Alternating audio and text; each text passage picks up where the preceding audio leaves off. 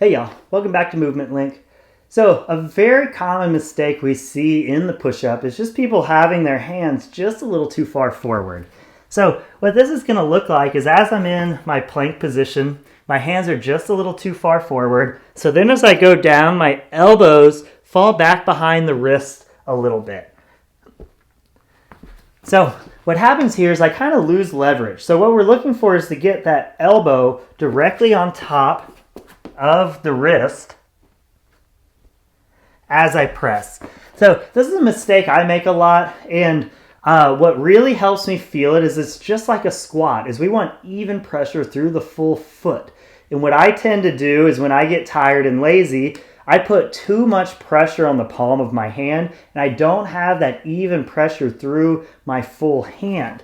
So as I'm a little too far back, all of that weight is kind of in the palms, and as I move into it just a little bit more, I can start to feel that weight go into the fingertips. So with that full weight in the fingertips, that's going to be a good way to make sure that the elbow stays stacked.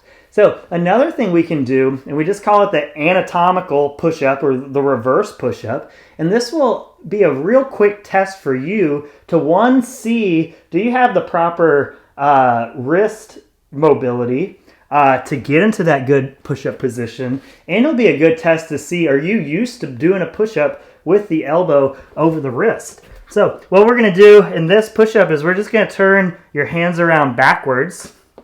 I probably should have done one before starting this video, so we'll see what happens here. So we're just going to turn your hands around backwards, and now you send everything forward and then press back up. And what this does is it blocks that elbow from tracking back. So the elbow has to stay on top of that wrist.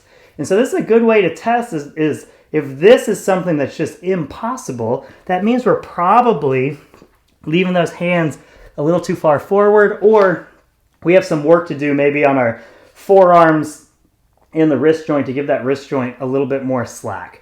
So all we're looking for is that nice, we just want optimal leverages that transfer to other things. And in the push-up, it's just going to be keeping those elbows straight over the wrist. One more thing is, as we're doing this, look at the angle of attack.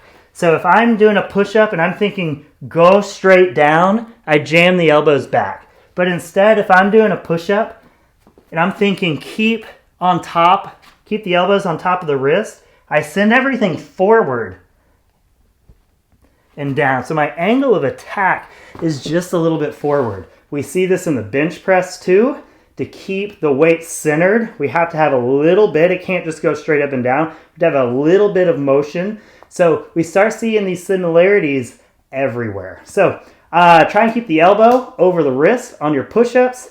Keep that nice external torque into the ground. Talk to y'all soon.